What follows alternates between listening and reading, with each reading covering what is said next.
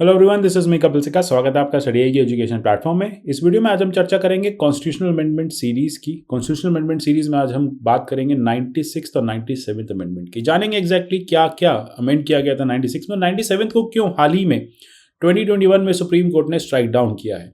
मेरी हर वीडियो के पीडीएफ में टेलीग्राम से डाउनलोड कर सकते हैं, आप मुझे ट्विटर पे फॉलो कर सकते हैं। पहले बात करते हैं 96 अमेंडमेंट 2011 की। हुआ क्या था, इसमें बहुत ज़्यादा कुछ नहीं किया गया था। 8 शेड्यूल, जिसको हम पहले भी कई बार चर्चा में ला चुके हैं, उसमें एक नई एंट्री उड़िया वर्ड जो है यहाँ पे, मतलब जो उड़िया है उसको ओडिया में चेंज किया था। जैसे उड़ीसा से ओडिशा हुआ था, तो यहाँ पे उड़िया को ओडिया किया गया था। इतना सा एक अमेंडमेंट था। इंपॉर्टेंट है, इस वीडियो की चर्चा का मुद्दा है 97th अमेंडमेंट। देखिए, काफी लंबे समय से कोऑपरेटिव्स को बेटर ऑफ करने की डिमांड चल रही थी।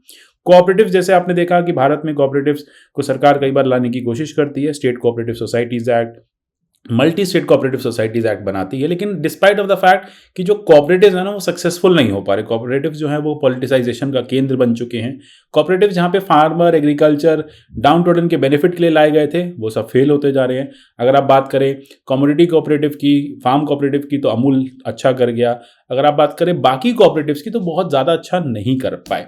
अब ऐसे में सरकार को लगा कि कोऑपरेटिव्स को अगर हम कॉन्स्टिट्यूशनल स्टेटस दे देते हैं तो स्थिति जो है बेहतर हो जाएगी। जो भी कोऑपरेटिव्स को लेकर क्राइसिस है, चाहे वो शुगरकेन कोऑपरेटिव में हो, चाहे वो bank multi credit cooperative societies में हो, तो वो स्थिति जो है बेहतर हो जाएगी। इसलिए 19(1)(c) में एक अमेंडमेंट किया गया। फंडामेंटल राइट को अमेंड किया गया। राइट टू फॉर्म कोऑपरेटिव जो है वहां पे एक नया राइट डाला गया। Freedom to form, right to form associations and unions के साथ राइट टू फॉर्म कोऑपरेटिव जो है वो ऐड किया गया। इसके अलावा सिमिलरली सेम उसी अमेंडमेंट से एक डीपीएसपी भी ऐड किया गया 43B कैप्स में भी। ये क्या कहता है कि स्टेट की ड्यूटी रहेगी कि वो एंडेवर करेगा voluntary formation, democratic control and autonomous functioning of cooperatives. मतलब फंडा ये है कि कोई अगर group of people cooperative form करना चाहते हैं तो उनको अलाउ किया जाएगा, सरकार उनकी हेल्प करेगी और रेगुलेट करेगी। साथ ही साथ पार्ट 9B पंचायती राज के बाद एक पार्ट ऐड किया गया जिसमें कोऑपरेटिव्स के फंक्शनिंग की बात की गई। अगर हम बात करें कोऑपरेटिव्स की, तो सब्जेक्ट नंबर 32 जो है, मतलब एंट्री नंबर 32 जो है 7 शेड्यूल के लिस्ट 2 का, स्टेट लिस्ट का, वो ये कहता है कि कोऑपरेटिव्स पे लॉ बनाने का अधिकार जो है वो स्टेट के पास है, स्टेट कोऑपरेटिव्स पे।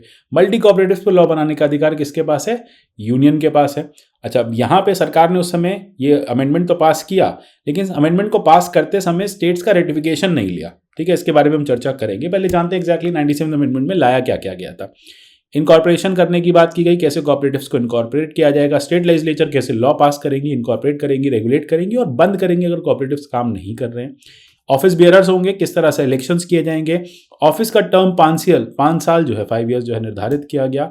साथ ही साथ बोर्ड मेंबर्स के इलेक्शन का एक प्रोसेस बताया गया, कैसे इलेक्शन होगा, कैसे बोर्ड जो है वो कंट्रोल करेगा। साथ ही साथ सस्पेंशन कैसे होगा, सप्रेशन कैसे होगा, ये सारी चीज़ें जो हैं यहाँ पे दी गई। फिर सबसे बड़ी बात है, कोऑपरेटिव्स के अकाउंट को लेके ऑडिट जो है वो स्टेट लेजिस्लेचर के पास दे दिया गया कि स्टेट लेजिस्लेचर ऐसे प्रोविजंस बनाएगी जिससे फाइनेंशियल ईयर का ऑडिट जो है समय समय पे होता रहे।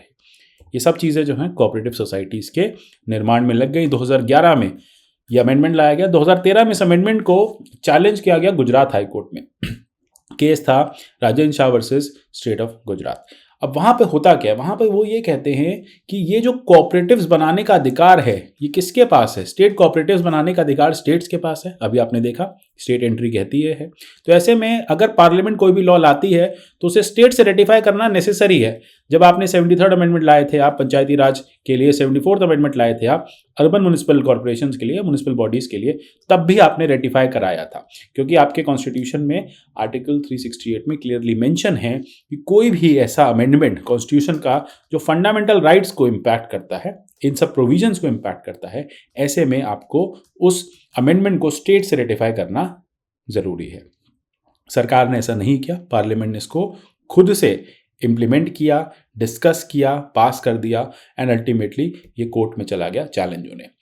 हाई कोर्ट ऑफ गुजरात ने ये कहा कि अमेंडमेंट नल एंड वॉइड है। क्यों नल एंड वॉइड है? क्योंकि जब भी आप कोऑपरेटिव पे कोई लॉ बनाएंगे तो आप क्या कर रहे हैं, स्टेट कोऑपरेटिव पे अगर पार्लियामेंट लॉ बना रही है तो वो स्टेट गवर्नमेंट के डोमेन में इंटरफेयर कर रही है, स्टेप इन कर रही है, और ये against the doctrine of federalism है हमारी कंट्री में। हमारी कंट्री में जो भी फेडरलिज्म एग्जिस्ट करता है, कॉन्स्टिट्यूशनल मेजर्स हैं, प्रोविजंस हैं, उसके अगेंस्ट है। इसलिए हम इसको नल एंड वॉइड करते हैं। मैटर पहुंचा सुप्रीम कोर्ट।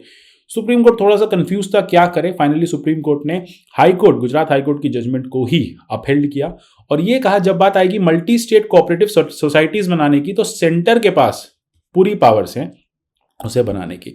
जब बात आएगी स्टेट कोऑपरेटिव्स बनाने की तो स्टेट के पास पावर्स हैं उसे बना के चलाने की, यानी ये बाइफर्केशन बना रहेगा। तो यहां कंप्लीटली कोर्ट ने ये कहा कि हम इस पूरे के पूरे 97 अमेंडमेंट को कंप्लीटली नल एंड वॉइड नहीं कर रहे। जहां पे बात आएगी स्टेट कोऑपरेटिव्स को मेंटेन करने की वो लॉ सिर्फ और सिर्फ स्टेट गवर्नमेंट बना पाएगी। जहां बात आएगी मल्टी स्टेट कोऑपरेटिव्स बनाने की वो लॉ सेंटर लेके आएगी। तो फाइनली यही था जजमेंट। अब इससे पहले हम एक मिनिस्ट्री ऑफ कोऑपरेटिव ला चुके थे जिसके थ्रू हम रिफॉर्म्स करना चाह रहे थे, लेकिन अभी ये जो अमेंडमेंट है उसने इस पूरे कोऑपरेटिव के एटमॉस्फेयर को लिम्बो में डाल दिया।